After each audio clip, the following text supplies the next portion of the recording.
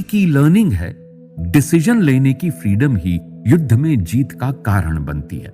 यानी हमें अपनी लाइफ, अपने करियर में फ्रीली डिसीजन तो लेना ही चाहिए। अच्छा डिसीजन हो या बुरा, ये तो बाद की बात है, लेकिन हमें खुद को डिसीजन लेने के लिए बिल्कुल रेडी रखना चाहिए। लेखक कहते हैं, अगली की लर्निंग है डिसीजन लेने की फ्रीडम ही युद्ध में जीत का कारण बनती है। यानी हमें अपनी लाइफ, अपने करियर में फ्रीली डिसीजन तो लेना ही चाहिए। अच्छा डिसीजन हो या बुरा, ये तो बाद की बात है, लेकिन हमें खुद को डिसीजन लेने के लिए बिल्कुल रेडी रखना चाहिए। लेखक कहते हैं, वॉर के मैदान में वॉर आर्मी करती है, लेकिन उसे कंट्रोल उसका जनरल या सेनापति करता है, और सेनापति को उसका राजा कंट्रोल करता है। ऐसे में राजा अपने एक ऑर्डर से भी आर्मी की हार की वजह बन सकता है। राजा जैसे देश को चलाता है, उसी तरह से जब वो आर्मी को भी चलाने की कोशिश करता है तो भी प्रॉब्लम खड़ी हो जाती है, क्योंकि ऐसे में आर्मी का मनोबल टूट सकता है। जब आर्मी का मनोबल टूट जाता है तो आर्मी हारती ही है। अगर इस बात को बिजनेस या डेली लाइफ से हम जोड़कर देखें तो लेखक के कहने का सीधा मतलब है कि आर्मी को भी बहुत हद तक उन्हें फैसले करने का राइट देना चाहिए।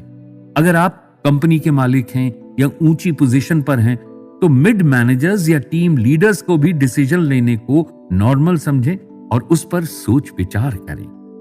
लेकिन ये जरूर इंश्योर करें कि डिसीजन लेने वाला लीडर रिस्पॉन्सिबल और समझदार हो, क्योंकि जिस तरह से एक राजा अपनी आर्मी के हारने की वजह बन सकता है, ठीक वैसे ही एक जनरल भी आर्मी की हार की वजह बन सकता है।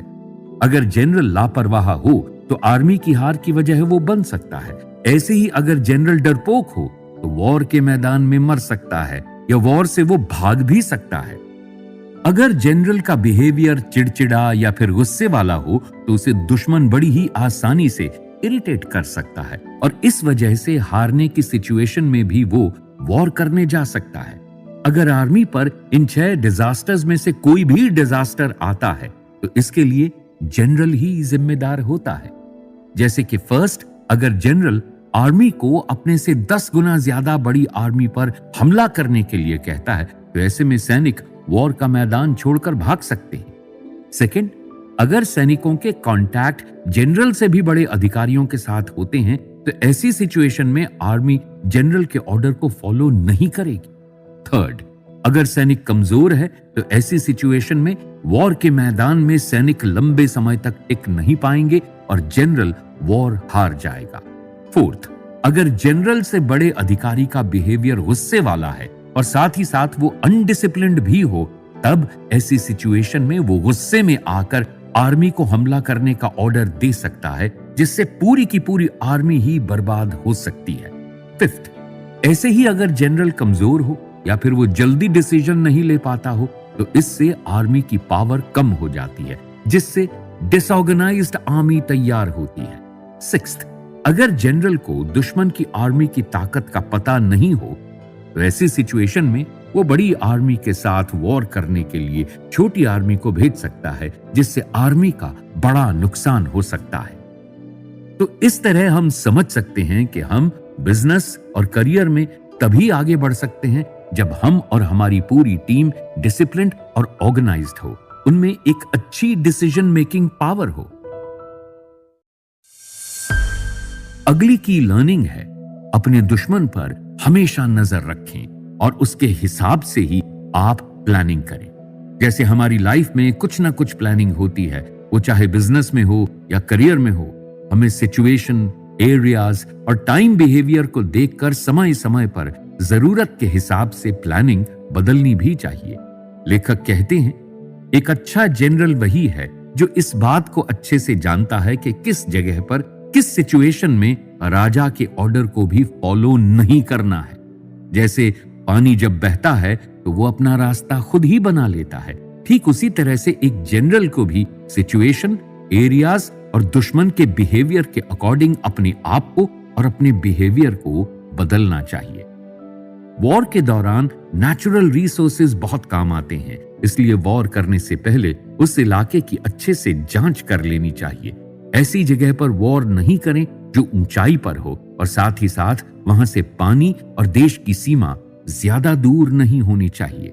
यानी वॉर ऐसी जगह पर लड़ना चाहिए जहां आसपास कोई नदी, तालाब हो और खाना बड़ी ही आसानी से आर्मी तक पहुंच सकता हो। ऐसी जगहों पर वॉर करने से बचना चाहिए जहां खड़ी पहाड़ियां हो, बहुत ही छोटा मैदान हो या फिर आसपास दलदल हो। अगर आसपास दलदल होगा तो एक छोटी सी आर्मी भी बड़ी से बड़ी आर्मी को आसानी से खत्म कर सकती है।